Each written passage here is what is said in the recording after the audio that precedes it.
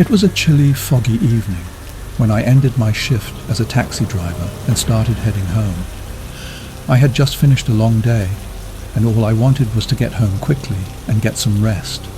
The streets were eerily quiet, and the fog made it difficult to see very far ahead. My only company was the rhythmic hum of the engine and the occasional distant sound of footsteps. As I drove down a deserted street, a figure appeared in the distance, standing by the curb and waving frantically. I slowed down and rolled down the window.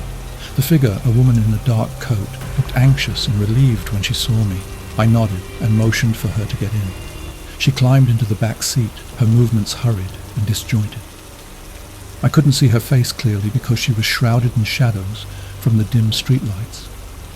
As I drove, I asked her where she wanted to go. She gave me an address, and I made a turn onto a quiet residential street. The conversation was minimal. She seemed preoccupied, occasionally glancing nervously out of the windows. Her silence was unsettling, but I tried to focus on the road. The fog was getting thicker, and the streetlights cast an eerie glow that seemed to distort the surroundings.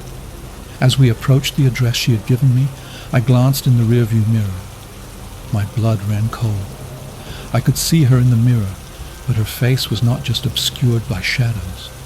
It was completely missing. There was nothing but a blank, smooth surface where her face should have been. Her eyes, if they were there, were hidden behind an impenetrable veil. My heart pounded as I tried to make sense of what I was seeing. I stole a quick glance at her in the regular mirror, and the sight was no better. It was as if her face had been erased, leaving a featureless void. I turned onto the street where she had asked to be dropped off, and I could see the house in the distance. The street was deserted, and the fog made everything look like a ghostly tableau. I pulled up to the curb and turned around to tell her we had arrived. To my horror, she was gone. The back seat was empty. I scanned the surroundings, my breath coming in short, anxious bursts. I saw nothing but the fog and the dim glow of the streetlights.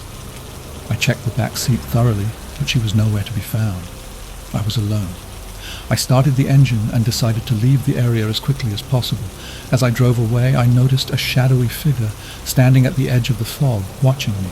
I could see the vague outline of a person, but there was no discernible detail. The figure slowly faded into the mist as I sped away. When I reached the next gas station, I recounted the strange encounter to the attendant. He listened with a solemn expression. "You're not the first to see something like that," he said quietly.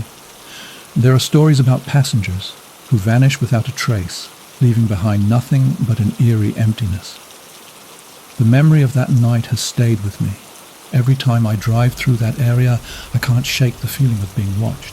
The faceless passenger remains a chilling reminder of the unknown horrors that can emerge from the darkness."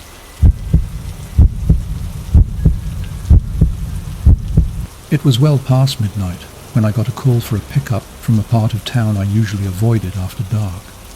The dispatcher's voice crackled through the radio, providing an address that led to a run-down part of the city known for its abandoned warehouses and derelict buildings. I hesitated, but accepted the fare, hoping it would be a quick ride and I could get back to more familiar, safer streets. The night was unusually cold, and the wind seemed to carry an unsettling chill. The city streets were nearly deserted, save for the occasional stray cat or discarded litter.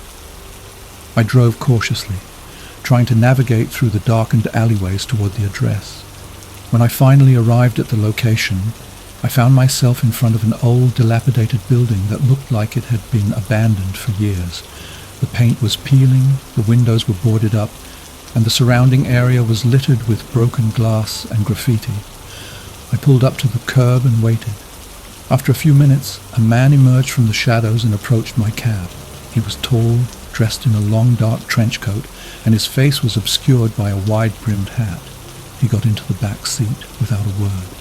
I tried to catch a glimpse of him through the rearview mirror, but the dim light and the angle made it difficult. "Where to?" I asked, trying to engage him in conversation. He mumbled an address that was even further out of town, deep into the countryside. I was taken aback. It was a long drive into an area I was unfamiliar with, but duty-bound, I started the engine and began the drive.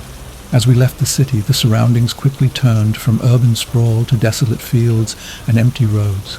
The sky was overcast, and the only light came from the dim glow of my headlights cutting through the thickening fog. The silence in the cab was unnerving, broken only by the sound of the tires splashing through the occasional puddle. The man remained eerily quiet, and his presence was almost suffocating. I tried to make small talk to ease the tension, but he gave only vague, monosyllabic answers. The longer the drive went on, the more I felt a growing sense of dread. An hour into the journey, I noticed something peculiar. The surroundings seemed to loop, as if the same stretch of road was repeating itself. I glanced at the GPS, but it showed no movement, stuck on the same location. I looked in the rearview mirror again, and the man was still there, motionless, his hat pulled low over his face. Suddenly he spoke, his voice a harsh whisper. "You're not supposed to be here." I felt a cold shiver run down my spine. "What do you mean?" I asked, trying to keep my voice steady. He didn't answer, and I noticed the fog outside thickening, reducing visibility even further. I tried to turn around, but the road seemed to twist and turn in unnatural ways, as if it was leading me deeper into a maze. In a panic, I accelerated, hoping to find a way out of this eerie trap. The fog grew denser, and the headlights barely pierced through it. My heart raced as I glanced back. The man was now sitting upright, his hat removed, revealing a face that was pale and gaunt, with hollow eyes that seemed to pierce through the darkness. Just as my panic reached its peak, the fog suddenly cleared, and I found myself on a familiar road leading back toward the city. The man was gone. I stopped the cab, breathing heavily, trying to calm myself. I reached the gas station on the outskirts of town, where I recounted the night's events to the attendant. His face grew solemn as he listened. There have been stories of people encountering strange fares in that area. They say some of them are not even real, but rather a manifestation of lost souls or spirits. The experience left me shaken, and I never ventured into that part of town again. The memory of that unsettling ride, the inexplicable fog, and the ghostly passenger remains a haunting reminder of the strange and terrifying possibilities that lurk in the night. It was a dark and stormy night when I picked up the last fare of my shift. The rain was pouring down in sheets, and the wind howled through the empty streets. The city was unusually quiet for a weekend night, and I had been eagerly waiting for a last-minute fare to close out my shift. As I sat in my cab, parked near a popular nightlife district, I saw a figure standing under the flickering streetlight across the street. The person was drenched, huddled under a large, dark umbrella. I pulled up beside them, and they hesitated for a moment before getting in. The passenger was a man in his late 40s, dressed in a dark suit that was soaked through. His face was partially obscured by a hat pulled low over his eyes. He didn't say a word as he got into the back seat, and I couldn't see his face clearly. I glanced in the rearview mirror, but the darkness made it difficult to get a good look. "Where to?" I asked, trying to break the silence.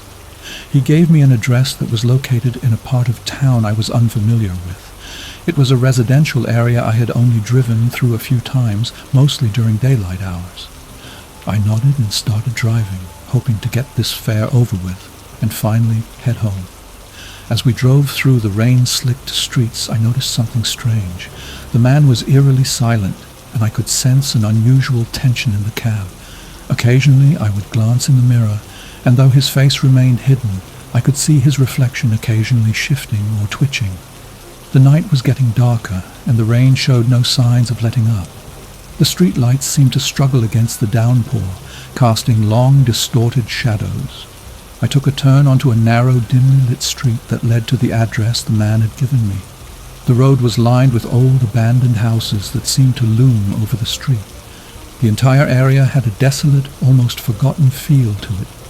The wind howled louder, and the rain pounded harder, creating a cacophony of noise that made it hard to think. I pulled up to what appeared to be the destination. a large, decrepit house at the end of the street. The windows were dark and dusty, and the lawn was overgrown and unkempt. I turned around to inform the man that we had arrived, but he was no longer in the back seat. The seat was empty, and there was no sign of him. I quickly checked the cab, but there was no trace of him at all.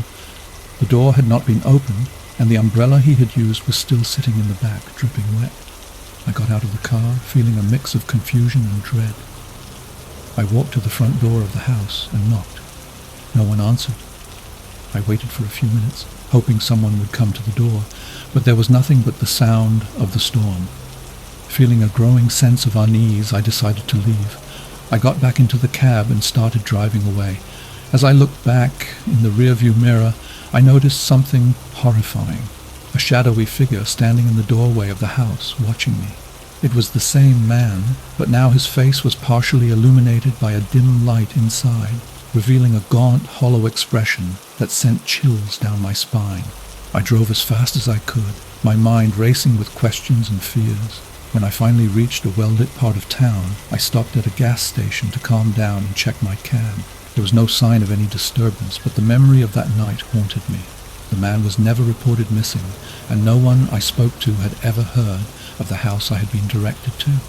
It remains an unsettling mystery to this day, a reminder of how a seemingly ordinary fare can turn into a terrifying encounter in the blink of an eye.